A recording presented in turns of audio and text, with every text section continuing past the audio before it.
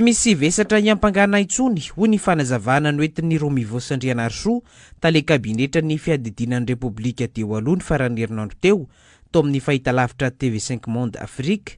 Efa herinandro ny voan'ny fonja tany Grande-Bretagne, tsara fitondrantena ihany koa ny tena ny tany amponja raha nambarany ka izay no namoana azy. Efa afaka madidio aho, tsy manana olana amin'ny filoham-pirenena any Rajoelina ihany koa raha ny fanazavana noentin'ny Romivo Sandrianarsoa tamin'ny fifanianana nataony tao amin'ny fahitalavitra iray. Raha tsy hivina dia 3 taona sy 9 bolana an-tranomaizina sazy miatra no sazy nomen'ny fitsarana Britanika ity tale kabinetra ny fiadidinan'ny Repoblika teo aloha ity rehefa voamarina ny fiambangana azy nanakolokoly avolenta. Tsy nampigadra Romivo Sandrianarsoa ny tanjon'ny orinasa Gemfield fa ny itrandrahany arena kibon-tany eto Madagasikara raha ny fanazavana noentin'ny masovoan'ny Madagasikara taty Senegal teo aloha sady tarika ny antoko tsara taafina Andriamatoa Paraina Auguste. Nametra-panontaniana arak'izany Paraina Auguste sao nisy ny fifanarana nataon'ny orinasa Gemfield sy Romivo Sandrianarsoa ka nanatsoaka ny fitoriana avy hatrany ty orinasa mpitrandraka arena kibon-tany ity isan'ny mahasarika mpampiasa vola eto Madagasikara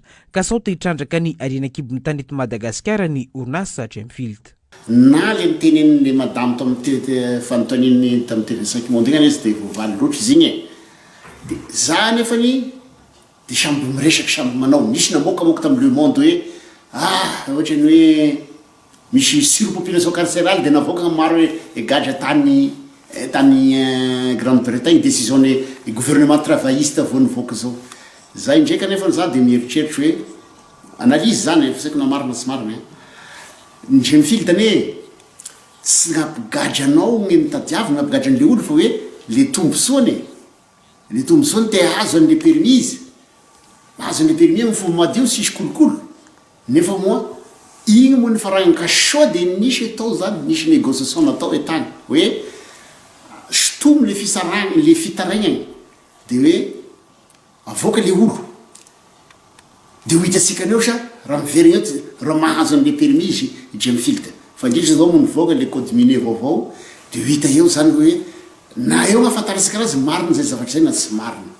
Manimba endrika ny Madagasikara eo misehatra iraisam-pirenena indrindra ireo ampampiasa vola sy ny mpamatsy vola ihany koa ny zavatra nataon'ny Romivo Sandrianarsoa izay mbola nitana andraikitra ambony teto amin'ny firenena tamin'ny fotoana nahavoasamitra azy. Apiemitra ny mpampiasa vola ny trangatoa ireny ka mila mandray andraikitra manokatra fanadihadiana lalina ny fitsarana malagasy izay tsy mbola nandrenesam-peo hoy kosa ny profesora Ralson Roger. Tsika mangedy tokony otrorina ireny tsy manaiky otrorina. Ka io zany tokony hetsika zany fitsarana malagasy anaitra ny zavatra iny dia anadiady koa ary tsara ny ramatoa Romivo fa tsy hoe avela fotsiny amin'izao reny satria raha manala baraka ny firenena reny mampandositra ny mpamatsy vola reny na ny mpampiasa vola mantsy. Laza kosa ny mpitarika ny RMDM diaspora Ramatoa Fanersoa Erinaivo tamin'ny fanazavana noentiny tao amin'ny pejy Facebookny fa tsy noafahan'ny fitsarana Britanika madidio Romivo Sandrianarsoa fa nahazo URS.